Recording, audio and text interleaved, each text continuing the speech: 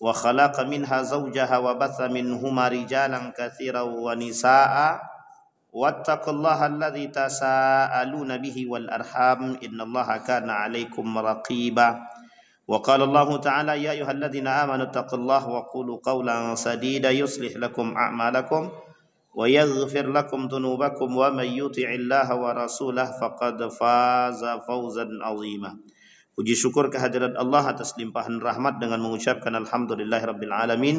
Berselawat kepada Nabi dengan mengucapkan Allahumma salli ala Muhammad wa ala ali Muhammad fil alamin innaka Hamidum Majid.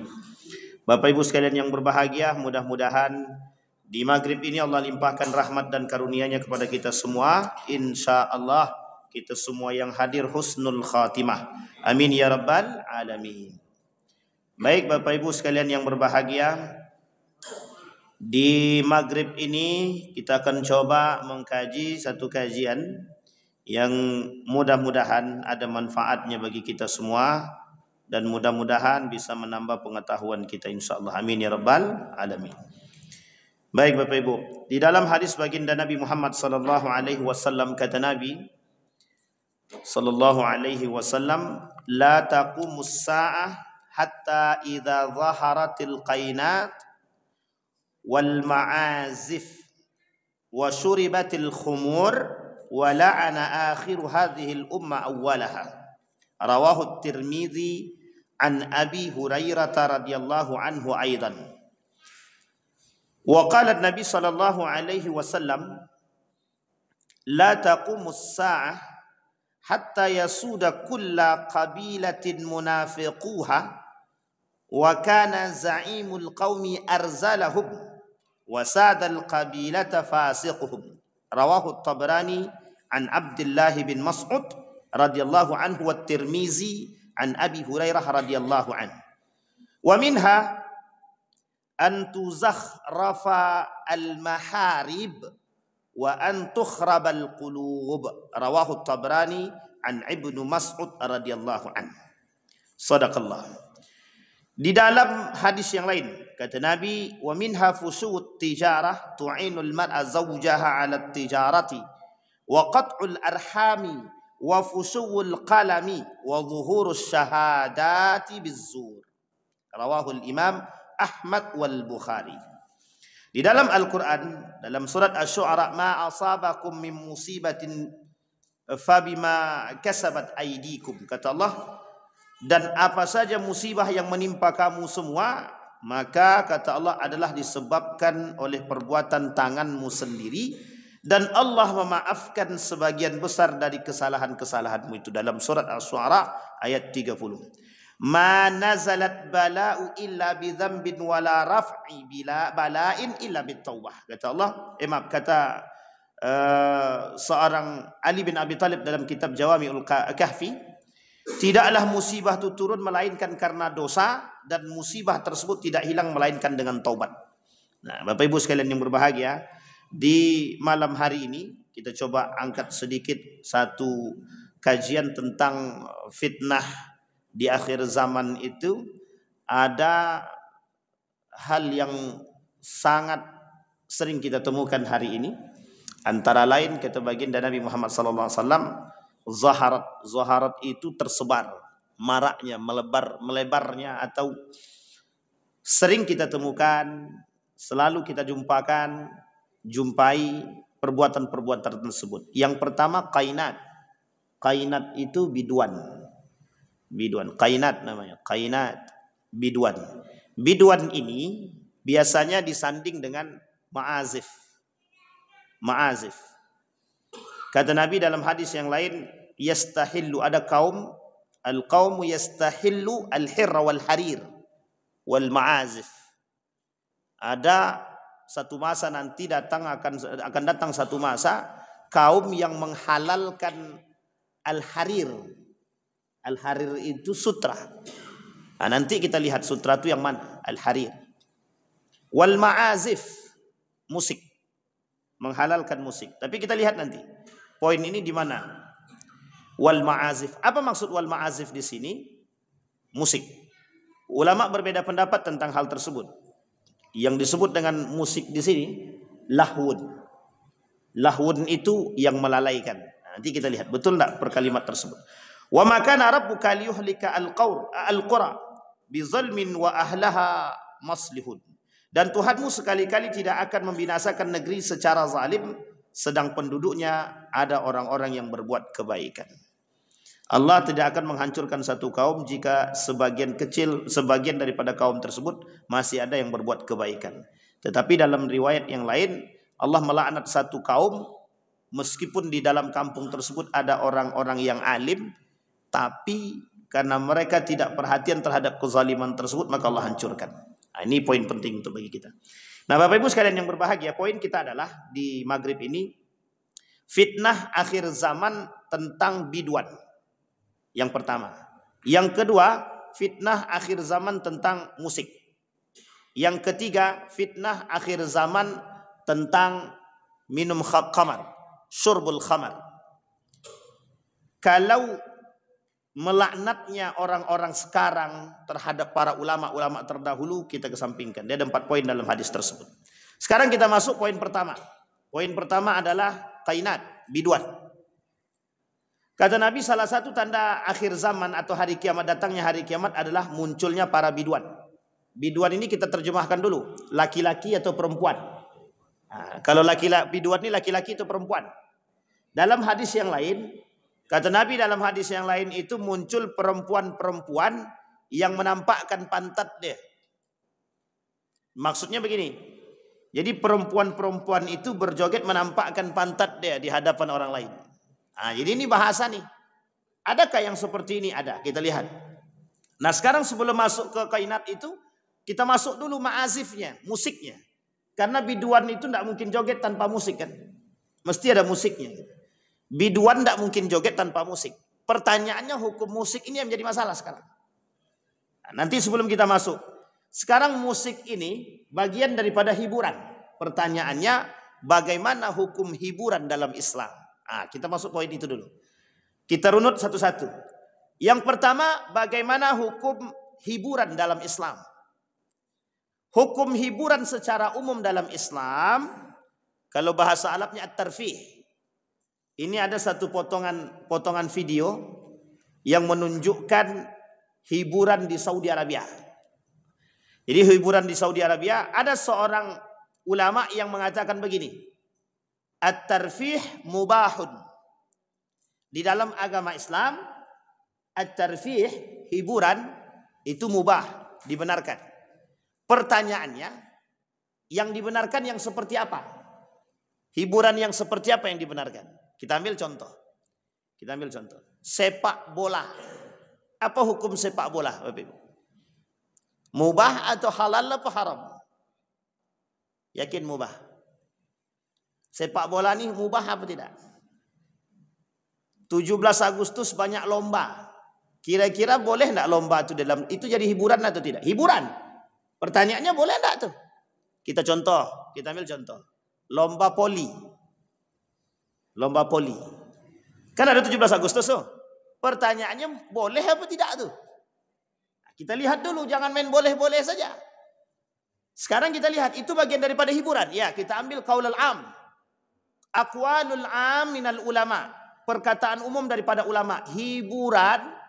Hukum hiburan dalam Islam, apapun itu hiburan dalam Islam, mubahun, dibenarkan. Ini hukum awal, dasar. Sekarang pertanyaannya, ada enggak hiburan itu? Atau ada enggak satu hal yang menyebabkan kemubahan itu bergeser menjadi haram atau makruh? Ada. Nah, sekarang kita lihat. Kita ambil contoh dulu voli. Voli ini dalam 17 Agustusan. Itu untuk rame-ramean. Oke. Sekarang pertanyaannya, para pengikut serta ini mereka bayar enggak? Bayar. Sekarang pertanyaannya, mereka bayar kemana? Ke panitia. Sekarang pertanyaannya, duit bayar ini untuk apa? Untuk apa, Bu? Untuk hadiah. Betul ya? Untuk hadiah. Maka secara seketika itu saja, kata para ulama, langsung jadi judi. Coba bayangkan. Cuma main poli aja kok langsung jadi judi? Ya karena posisinya memang dijudikan, bagaimana tidak? Jadi kalau dia pemain ini mereka bayar registrasi, duitnya untuk hadiah, maka seketika itu hiburan yang tadinya mubah berubah jadi haram. Kenapa? Karena ada unsur spekulasi dan judi di situ. Di mana unsur judinya? Memperebutkan duit registrasi tadi untuk hadiah. Coba bayangkan. Kita tidak singgung Pacu Jalur ya. Pacu Jalur itu juga begitu. Sepak bola juga begitu, sepak bola itu. Sekarang saya tanya, banyak tidak sepak bola itu urusan yang bermain dengan unsur judi sekarang? Oh, bukan banyak lagi, banyak banget. Nah, sekarang pertanyaannya, sepak bola dengan unsur judi bagaimana? Sepak bola yang diwarnai dengan unsur perjudian yang tadinya mubah jadi haram. Tapi Pak Ustadz, kami yang main kami tak tahu menau. Al-la'bu mubahun. Al-la'bu mubahun. Permainan itu mubah karena masuk dalam tarpih tadi. Tapi judinya, maisirnya berubah menjadi haram. Tapi kan kami tidak berjudi, Ustaz. Yang berjudi itu orang-orang yang, orang-orang ini yang menjadi masalah. Tapi kalau pemain seperti Poli tadi mereka sadar, mereka registrasi dan tahu duit registrasi itu untuk hadiah, maka yang ikut main mereka terjebak dalam keharaman.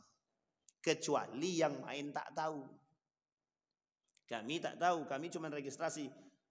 Kami kira registrasi itu untuk biaya administrasi sekaligus perlengkapan. Ya, tidak ada masalah.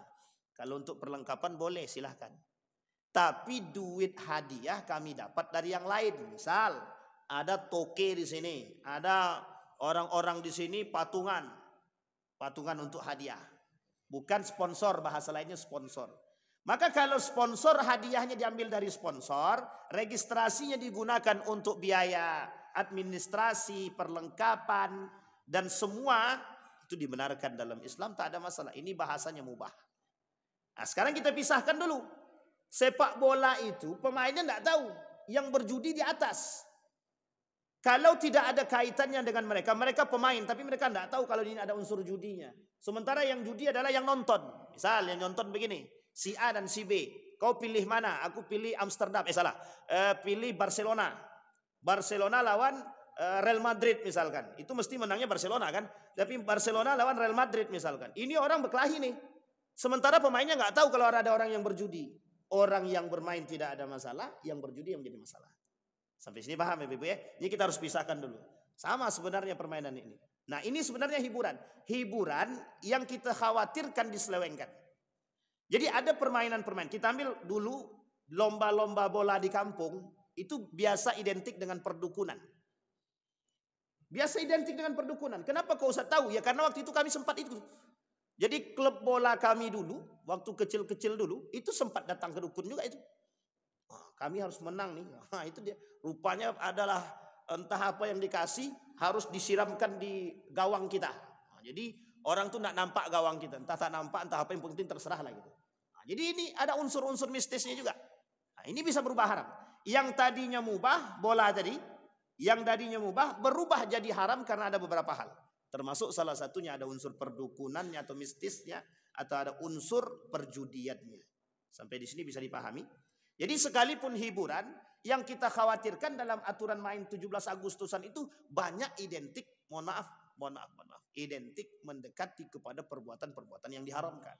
Kalau tidak ada sponsor, sebaiknya cari patungan masyarakat, ya terserahlah. Yang penting jangan diambil dari duit mereka yang mendaftar. Karena kalau mereka mendaftar, di mana ilustrasi perjudiannya? Setiap orang daftar nih, 50.000. Ada 10 kelompok, jadi 500.000. Mereka akan memperebutkan 500.000 ini. Jadi kalau istilah memperebutkan 500.000 ini mereka sudah judi nih. Nah, disinilah permainan judi itu yang kita maksud. Batu domino. Batu domino itu kira-kira kalau 1.000 judi tak? Ya mau 1.000, mau 100, mau jongkok atau apa ya judi juga namanya. Batu domino. Ini masalah itu. Tapi Ustaz kami biasa waktu dulu cuman 1.100. Masalahnya bukan 100-200-nya. Masalahnya judinya itu. Pertanyaannya adalah di mana letak persoalan haramnya? Judinya tadi, maisirnya tadi. Sampai di sini. Tapi kalau tidak ada Ustaz, bisa enggak permainan hiburan itu menjadi haram? Bisa. Kapan? Melalaikan. Nah, ini poin selanjutnya yang bisa menyebabkan keharaman satu permainan tadi, al-la'bu tadi, disebabkan karena ada sesuatu yang sifatnya melalaikan.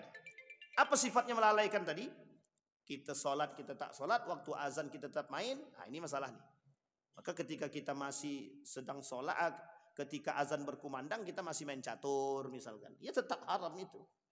Jadi sudah melalaikan. Karena asik Ustaz, kalau ditinggalkan sekarang catur nih nanti banyak yang celat gitu deh. Nah, ini masalah juga. Jadi jangan takut Pak.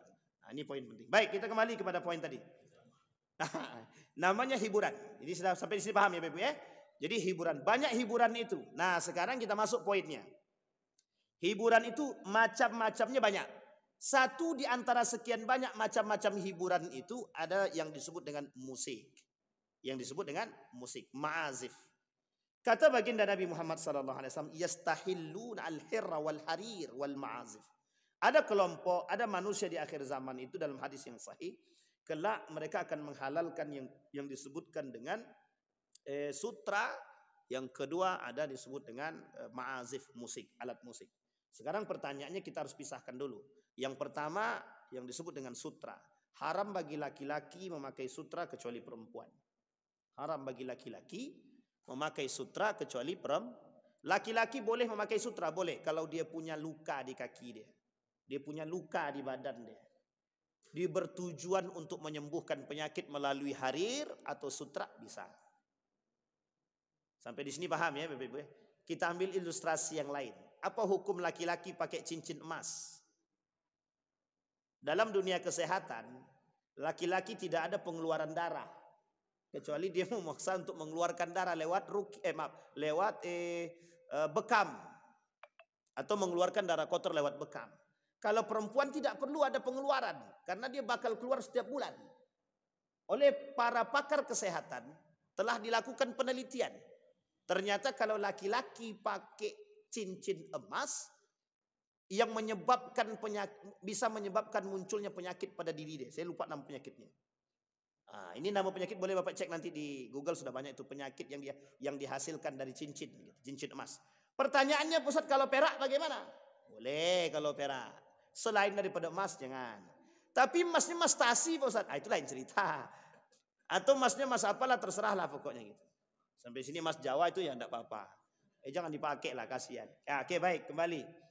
Maka al-harir sutra. Sutra kalau ada orang punya luka hikkah, luka di kaki, di tangan, bisa disembuhkan pakai harir. Sutra bisa menyembuhkan. Nah, kalau laki-laki boleh pakai sutra, enggak boleh hukumnya. Hukum asal laki-laki memakai sutra haram kecuali ada sebab. Kalau tak ada sebab tak boleh.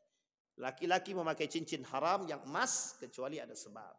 Segala sesuatu ada penyebabnya, yang penyebabnya itu bisa berdampak pada kesehatan dan memang harus membutuhkan itu tidak dipersoalkan. Sampai di sini paham ya Bapak Ibu ya? Sekarang kita masuk. Wal ma'azif, musik. Sekarang musik ini ada dua. Ada musik instrumen aja tanpa alat musik, ada musik pakai alat. Baginda Nabi Muhammad SAW ketika masuk habis pulang daripada perang, disambutlah Nabi ini oleh seorang wanita dengan memukul rebana. Sehingga oleh sebagian kalangan musik menggunakan rebana boleh. Jadi ibu-ibu rebana tenang, karena ini sudah ada dalilnya tentang rebana. Pertanyaannya mainnya di mana? Di masjid kah, di gereja kah, atau di luar kah? Itu jadi masalah itu nanti. Nah, sekarang pertanyaannya adalah rebana. Ada kemudian yang kedua dub. Dub itu sama kayak rebana juga, alat gendang itu. Ini yang dibenarkan dalam Islam dan boleh. Pertanyaannya adalah gitar bagaimana? Adakah keharaman gitar? Adakah keharaman biola, seruling dan lain sebagainya? Ittafaq keyboard, ikhtalafal ulama. Ini perbedaan pendapat dari kalangan para ulama. Kita rujuk satu-satu. Kita ambil dulu pemahaman ulama-ulama yang berbeda pendapat. Kita ambil dari mazhab Imam Ahmad bin Hanbal atau Hambali. Di antara mereka ikhtilaf. Yang Hambali saja ini ikhtilaf. Kata mereka, yang dibenarkan itu tanpa alat. Musik yang dihasilkan tanpa alat. instrumen misalkan contohnya. Pertanyaannya adalah kalau pakai alat bagaimana? Haram. Kalau pakai alat haram. Tapi kalau tanpa alat bagaimana? Itu masih mubah katanya, masih dibenarkan. Makanya mohon maaf, itu ada namanya lagu kenegaraan. Lagu kenegaraan tak bisa diharamkan. Kenapa tak bisa diharamkan? Karena instrumen kata dia. Sampai di sini paham Ibu ya? Sehingga bagi mereka harus memisahkan mana yang pakai alat dan mana yang tidak. Sekarang pendapat yang lain. Kita ambil contoh Ustaz Adi Hidayat. Dalam ceramahnya beliau mengatakan begini. Alat tidak bisa dihukumi dengan hukum. Kecuali yang sudah mendapat hukum. Kita ambil contoh rebana tadi. Gendang tadi. Alat gendang. Itu dipakai dalam aturan ketika Nabi datang. Ketika Nabi masuk pakai gendang. Ketika Abu Bakar masuk pakai gendang. Ketika Utsman masuk pakai gendang. Ketika Ali masuk pakai gendang. Pas Umar datang, pas Umar masuk, gendang itu langsung didudukinya. Langsung Nabi bilang, jangankan gendang, setan aja takut kata Nabi. Ini kata Nabi kepada Umar. Kenapa demikian? Dalam riwayat yang lain bahkan dikatakan bukan mereka yang menaruh, tapi Umar yang mengambil. Nah, di sini kemudian menjadi persoalan oleh para ulama untuk memahami kalimat tersebut. Ada yang mengatakan Umar tidak setuju dengan musik, yang lain masih membolehkan, tapi Umar tidak setuju dengan musik, dengan irama. Nah, tapi dalam pemahaman yang lain dikatakan setan aja takut dengan Umar bin Khattab, maka gendang pun ikut takut gitu deh. Nah, ini bahasa Nabi ketika itu bersama kepada Umar bin Khattab yang kemudian disambut tawa oleh orang-orang yang mendengarkan. Nah, sekarang pertanyaannya bagaimana dalam pandangan yang lain? Kita ambil misalkan mazhab Syafi'i. Dari Bapak Ibu boleh cek di NU online misalkan. NU online para ulama-ulama Nahdlatul Ulama. Bagaimana pandangan para ulama-ulama mazhab Syafi'i? Justru musik ini dihukumi dari hukum. Pertama ada hukumnya haram. Yang kedua ada hukumnya haram, makruh, mubah, kemudian haram, kemudian makruh, kemudian mubah. Dan ada yang kemudian dikatakan wajib. Nah, sekarang kita lihat. Yang pertama haram. Mengapa haram musik ini di tengah itu? Sekarang kita lihat. Kita ambil contoh. Ini yang sekarang lagi fenomenal. Lagi rame diperbincangkan. Ada namanya son horek. Tahu Bapak Ibu son horek ya? Son horek. Ini lagi rame nih. Sampai fatwa Majelis Ulama Indonesia Jawa Timur. Mengeluarkan satu. Jawa Timur, Jawa Tengah. Jawa Timur ya. Mengeluarkan fatwa haram hukumnya son horek. Nah, sekarang kita lihat apa son horek itu biar ibu-ibu bapak ibu tahu. Son horek itu biasa di Jawa tuh sering dimainkan. Son horek itu son yang besar itu. Yang besar, yang kenceng banget suaranya Pak. Yang banyak mengganggu orang itu. Itu banyak sekali, telinga-telinga pun bisa sakit itu.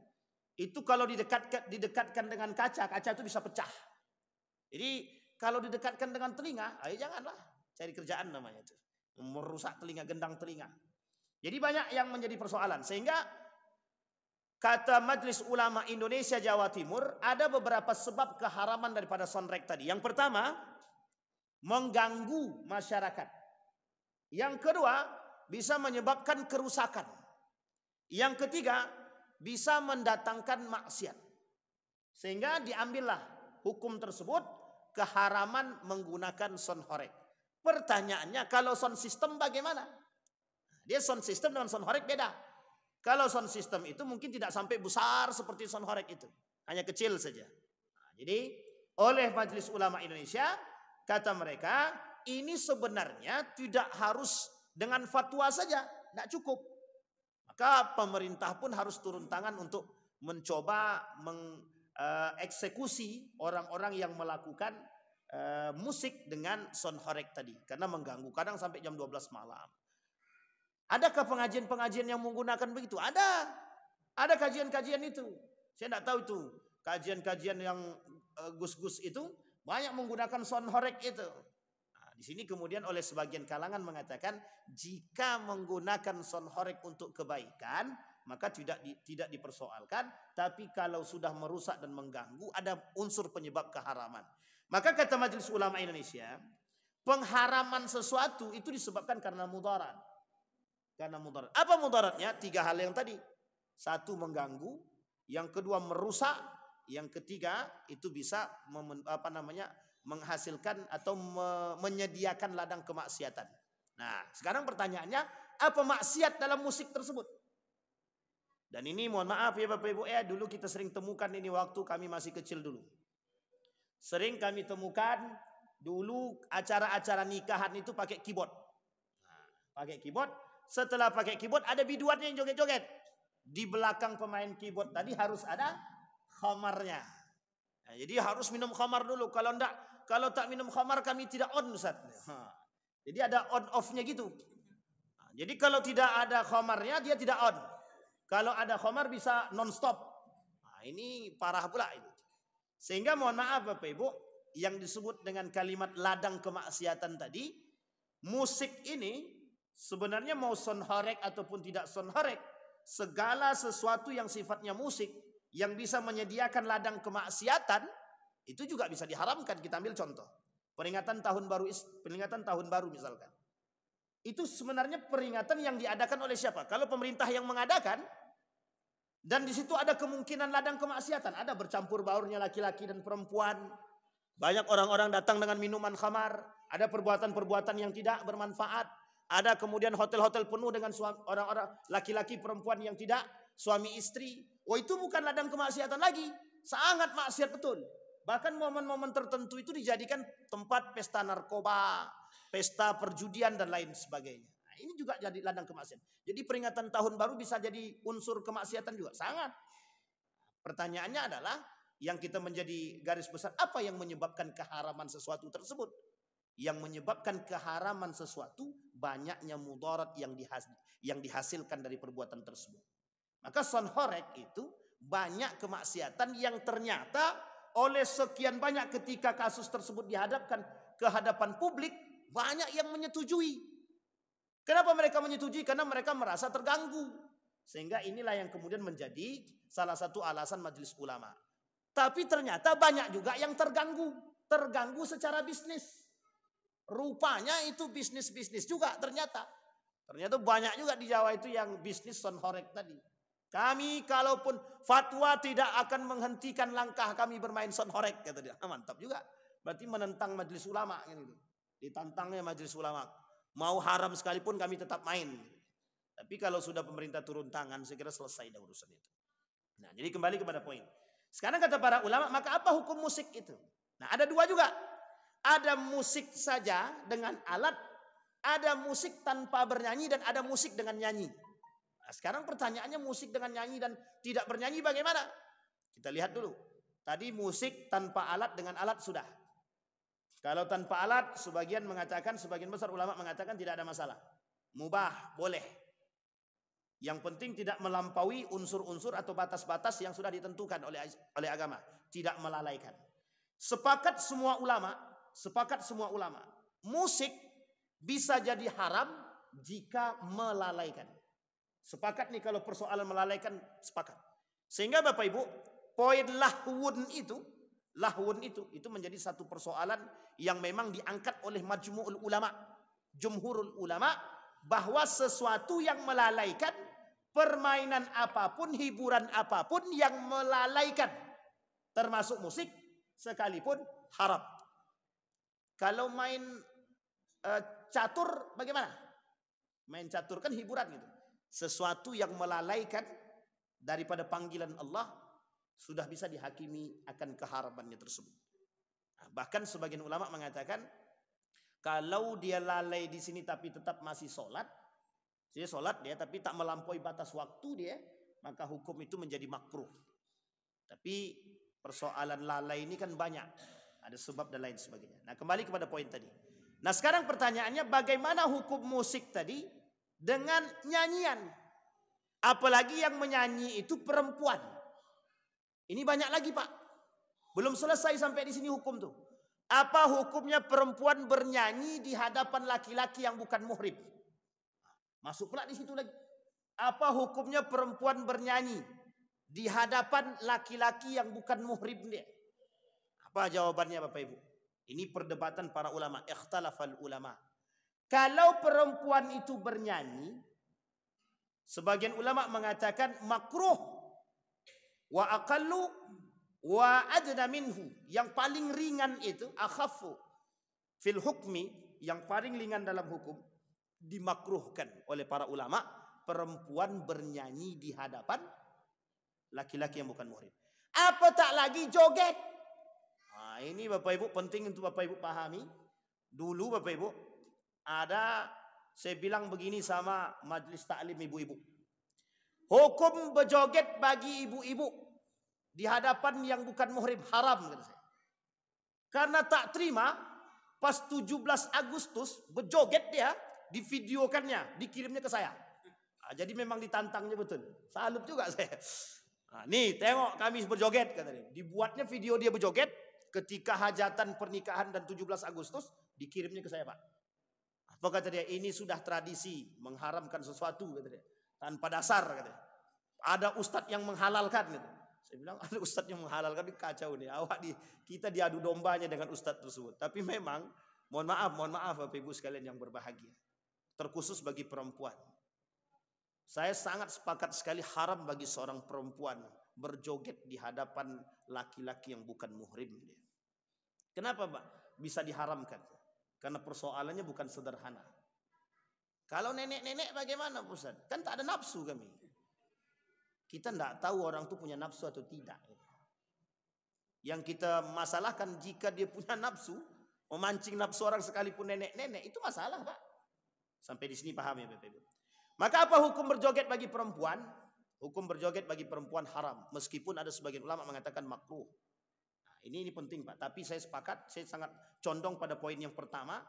Perempuan kalau joget di hadapan laki-laki yang bukan muhrim haram. Tapi kalau dia joget di rumah bagaimana, Ustaz, sama keluarganya, sama anak dia, sama suami dia, jangankan berjoget, jungkir balik pun silakan. Nah, sampai sini paham Bapak Ibu? Itu tak perlu kita bahas kali itu. Sekarang kita kembali kepada poin. Bagaimana hukumnya bernyanyi bagi perempuan? Sama, Pak. Ada dua hukum yang paling yang menjadi sorotan. Yang pertama haram. Haram bagi perempuan bernyanyi di hadapan yang bukan muhrim dia. Kita rujuk dalam mazhab Imam Ahmad bin Hambal, begitu juga dalam fatwanya Ibnu Taimiyah mengatakan haram bagi perempuan itu bernyanyi. Sekarang pertanyaannya, di mana letak dalilnya? Ada hadis yang mengatakan seorang perempuan sedang baca Quran. Dia baca Quran di masjid. Perempuan baca Quran di masjid. Membaca Al-Quran saja di hadapan laki-laki yang bukan muhrim dia haram. Nah, ini yang mazhab paling keras, namanya mazhab ekstrim. Dia haramkan mengaji sekalipun di hadapan yang bukan muhrim dia, maka tidak boleh, haram. Nah, sekarang ada hukum yang kedua. Ada mazhab yang memakruhkan. Kata mazhab yang memakruhkan begini.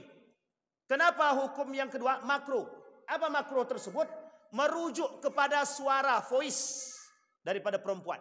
Sekarang pertanyaannya, suara perempuan itu aurat apa tidak? Aurat apa tidak, Pak? Ada dua. Satu mengatakan aurat, yang satu mengatakan tidak. Yang sebenarnya yang mengatakan tidak ini jika seandainya tidak mendayu-dayu. Kalau mendayu-dayu suaranya tetap haram, kata dia. Bang, abang nak kemana? Itu haram, kata dia. Betul, Pak, betul. Karena suara perempuan ini ditinjau ternyata masuk dalam kategori aurat perempuan. Bagi siapa? Bagi jika mereka berbicara dengan mendayu-dayu, kata dia. Sehingga mohon maaf Bapak Ibu, perempuan ini dalam etikanya, kata baginda Nabi Muhammad SAW, sebaiknya perempuan itu sedikit berbicara dan berbicara secukupnya. Di hadapan siapa? Semuanya. Apalagi laki-laki yang bukan muhrim dia. Kalau sekarang tidak, kalau perempuan cerewet itu semua disebutnya, semua disikatnya kan. Nah, ini masalah. Baik, sampai di sini paham ya Bapak Ibu ya. Alasan dimakruhkan tersebut jika seandainya menabrak batas-batas tersebut. Atau mohon maaf, mereka bernyanyi dengan alunan suara yang mohon maaf bisa membuat orang-orang jatuh cinta atau syahwat dan lain sebagainya terhadap diri dia. Nah sekarang Bapak Ibu kita lihat dulu. di dalam bernyanyi itu juga ada dua hukum. Bernyanyi menggunakan lagu dengan lirik yang tidak dibenarkan, hukumnya haram. Ini kita ambil contoh ya. Ini mohon maaf Bapak Ibu, saya mengambil pendapat para ulama. Lirik-lirik lagu sekarang itu banyak lirik-lirik lagu yang tak betul. Kita ambil contoh, selimut tetangga gitu kan. Nah, itu Bapak Ibu yang pernah dengar lagu ini, itu tolonglah disingkirkan tuh lagu-lagu begitu. Itu sebenarnya mohon maaf Bapak Ibu, ini sampai sebegitunya dalam urusan fikih. Fikih sangat menghargai, sangat menghakimi sesuatu yang betul-betul detail. Karena tidak bisa lepas Pak. Tidak bisa kita ini tidak bisa lepas daripada hukum. Sehingga lagu-lagu itu yang dibenarkan lagu-lagu yang baik. Kalau misalkan kayak seperti sholawat, maka ada ulama yang membolehkan, meskipun ada juga yang mengatakan tidak boleh. Seperti sholawat Nabi itu ya. Salatullah salamullah yang kemudian diiramakan dengan sedemikian rupa, meskipun ada yang menolak, tapi juga banyak yang kemudian menerima dan membolehkan. Termasuk persoalan lagu tadi Pak. Apalagi sekarang ini lagu tuh banyak yang nggak betul itu. Banyak lagu-lagu yang kemudian mohon maaf, lagu-lagu itu mengundang syahwat. Lagu-lagu yang kalau dulu lagu Ahmad Dhani itu apa? Istri dua merajuk. Madu tiga. Kalau itu mungkin terserah lah ya. Yang siap dimadu saja lah itu. Nah sekarang kita kembalikan. Maka sebenarnya ketika kita berbicara soal musik, banyak sekali yang terikat Pak. Banyak sekali. Sehingga kita ambil garis umum. Secara umum kata para ulama, hukum musik itu ada 4 tersebut. 1, hukum dia haram. Kapan hukum musik ini haram? 1, ketika dia sudah melalaikan isi lagu di dalam musik tersebut. Atau irama-irama tersebut yang keluar sudah daripada jalurnya. Hukum kemudian lagu-lagu yang dinyanyikan kemudian merusak.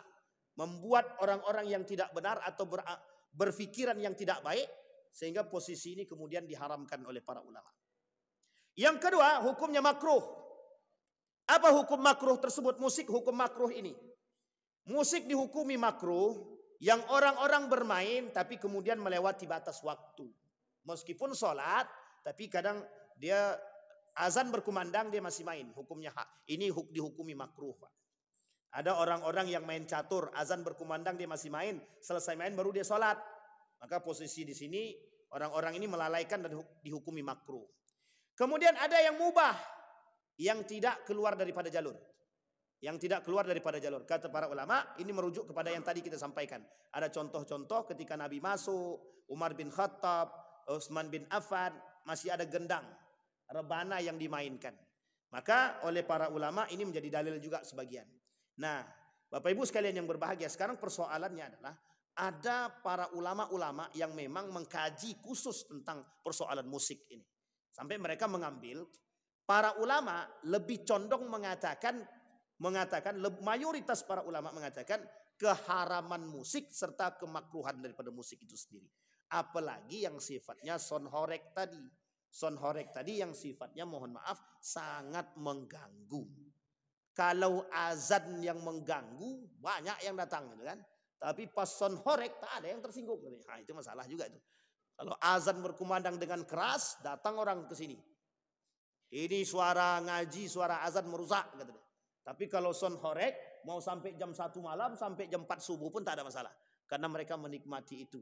Nah, ini kata Nabi. Maka kata Nabi dalam hadis tadi, tidak akan terjadi hari kiamat sampai orang-orang menghalalkan musik. Apa maksudnya menghalalkan musik di sini? Kita lihat contoh dalam sejarah. Dalam satu sejarah ada namanya runtuhnya Daulah Andalusia. Jadi Bapak Ibu kerajaan Andalusia itu pernah runtuh. Jadi runtuhnya Daulah Andalusia ini lebih tepatnya di akhir masa kerajaan Granada.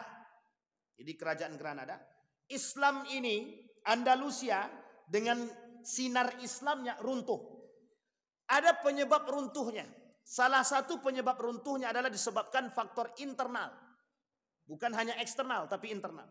Sekarang pertanyaannya apa faktor internalnya yang menyebabkan rusaknya atau runtuhnya Andalusia? Ada seorang pemuda yang bernama Ziryab. Nah, sekarang saya tanya Bapak Ibu. Ada yang tahu nama Ziryab ini siapa? Yo Bapak Ibu, yang tahu kita kasih hadiah. Ziryab siapa yang tahu?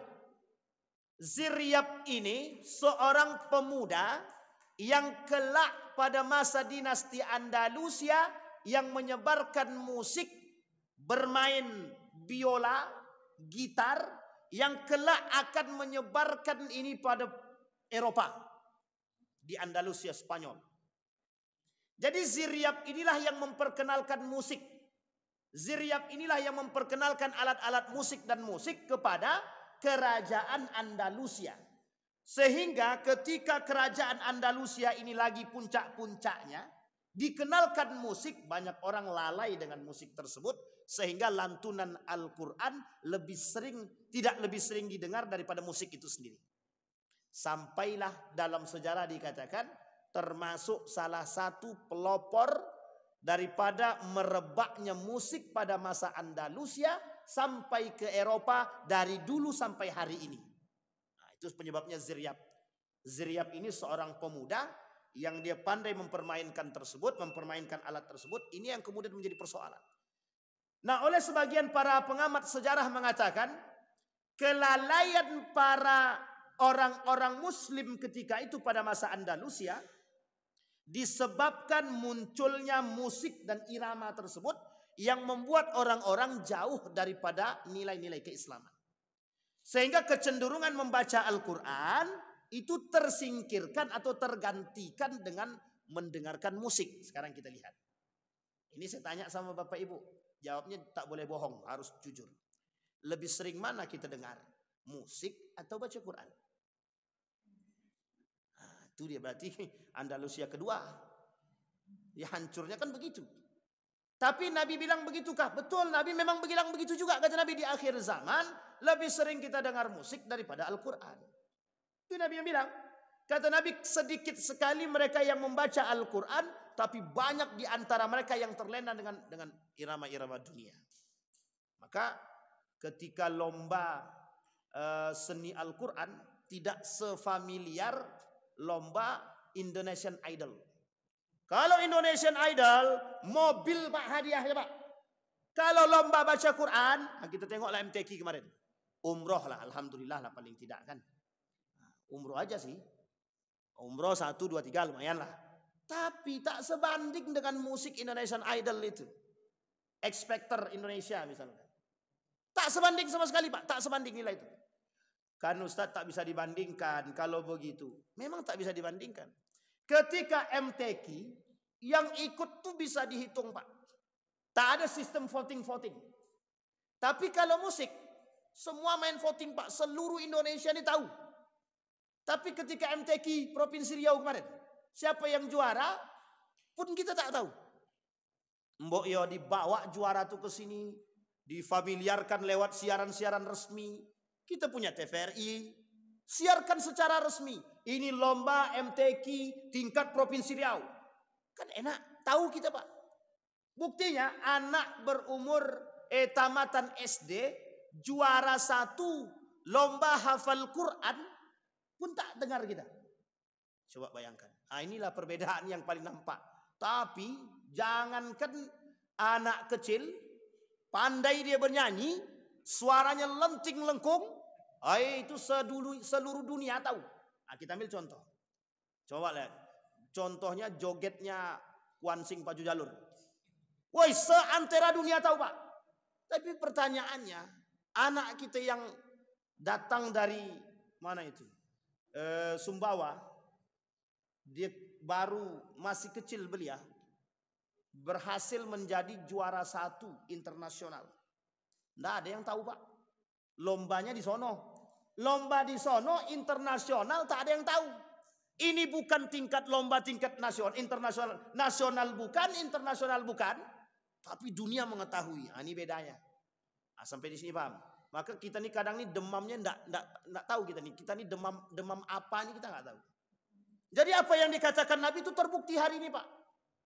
Kesenangan orang itu ditinjau dalam urusan bingkai dunia, bukan bingkai agama. Seolah-olah agama yang mengajarkan itu oleh mereka. Agama yang mengajarkan itu sebagai pembatas. Mereka tak suka dengan agama. Apa kata mereka? Memberikan patokan, batasan, aturan sehingga kami tidak bisa berkreasi. Sehingga orang-orang yang berkreasi habis. Maka ini menjadi persoalan kita Bapak Ibu sekalian yang berbahagia. Seberapa sering kita mendengarkan Al-Quran, ini menjadi persoalan. Memang betul Pak, ini saya kasih tahu Bapak Ibu semua. Kata guru saya, orang yang sering mendengarkan musik, maka akan sulit sering mendengarkan Al-Quran. Orang yang senang mendengarkan musik, dia akan sulit mendengarkan Al-Quran. Saking senangnya dengan musik tersebut, sehingga Al-Quran itu tidak akan menjauh. Jadi gini bahasanya, kata guru saya itu bahasanya itu. Seorang yang suka dengan yang buruk, maka yang baik akan tersingkirkan secara tersendirinya. Orang yang suka dengan yang baik, keburukan akan tersingkir sendirinya. Jadi kalau kita sering dengar Al-Quran, maka kita tak suka dengan musik. Tapi kalau kita sering dengar musik, kata setan jangan dengarkan Al-Quran itu lagi. Nah, jadi tak mau kita mendengarkan Al-Quran. Nah, baik, kita rujuk kepada hadis Nabi. Betulkah perkataan Nabi tadi? Idza zaharatil qainat wal ma'azif. Sekarang kita gandeng. Ketika lantunan musik itu yang diperankan, yang dimainkan harus ada biduannya, Pak. Biduan ini masalah juga lagi bagi kita nih sekarang. Qainat ini. Sampai mohon maaf. Bahasa Nabi dalam hadisnya itu, kenapa Nabi kata ada perempuan-perempuan yang tidak malu mempertontonkan aurat dia di hadapan? Karena sudah telanjur. Kita ambil contoh DJ. Itu orang-orang yang bermain DJ itu tidak tahu bajunya itu apakah kurang sempurna atau memang kurang kain gitu. Pertanyaannya, masalahnya adalah manusia ini senang tidak melihat itu. Nah, itu masalahnya. Sehingga yang memang dicari mereka itu rasa itu tadi. Nah, jadi Bapak Ibu sekalian yang berbahagia, apa yang dikatakan Nabi tadi, tidak akan terjadi hari kiamat sampai tersebarnya di tengah umat manusia itu biduan. Dan itu sudah kita temukan. Bahkan uniknya lagi, dalam kajian pun biduan pun dihadiri. Disuruhlah biduan itu berjoget-joget. Nah, ini masalahnya itu Pak. Sampai menyuruh perempuan-perempuan berjoget dalam kajian. Itu bid'ah yang nyata di akhir zaman. Subhat yang jelas di akhir zaman. Kedua, ma'azif. Musik sudah kita sampaikan. Wa syurbul khamar. Di dalam musik yang dimainkan ada biduannya, ada khamarnya. Dan otomatis hukum ini sudah terikat sekaligus Pak. Apa maksudnya terikat? Orang-orang yang menghadiri orang-orang yang menyediakan perbuatan-perbuatan seperti ini, mereka secara tidak langsung telah menghadiri atau menghadirkan kemaksiatan-kemaksiatan yang mohon maaf, dengan kemaksiatan itu membuat manusia-manusia lalai dengan Allah. Dan kata Nabi, memang di akhir zaman seperti itu. Pertanyaannya adalah apa yang harus kita buat sekarang? Kembalikan ruh Al-Quran, kembalikan ruh Islam. Buat anak-anak cinta kepada Quran, buat anak-anak cinta kepada Islam. Kurangi mendengarkan musik kalau belum bisa seutuhnya. Perbanyak dengarkan Al-Quran biar anak-anak kita terbiasa dengan Al-Quran. Dan insya Allah keluarga yang biasa mendengarkan Al-Quran, insya Allah lisannya pasti selalu mengucapkan yang baik-baik. Tapi keluarga yang sering mendengarkan yang buruk-buruk, mohon maaf, yang keluar dari mulutnya adalah yang keji-keji saja. Na'udzubillahi thumma na'udzubillah. Fa'tabiru ya ulil absar la'allakum tuflihun. Mudah-mudahan bermanfaat, mudah-mudahan bisa kita ambil hikmah dan kita pelajaran dari apa yang kita sampaikan malam hari ini. InsyaAllah kita semua husnul khatimah dalam kebaikan. Amin ya rabbal alamin. Fa'tabiru ya ulil absar la'allakum tuflihun. Assalamualaikum warahmatullahi wabarakatuh.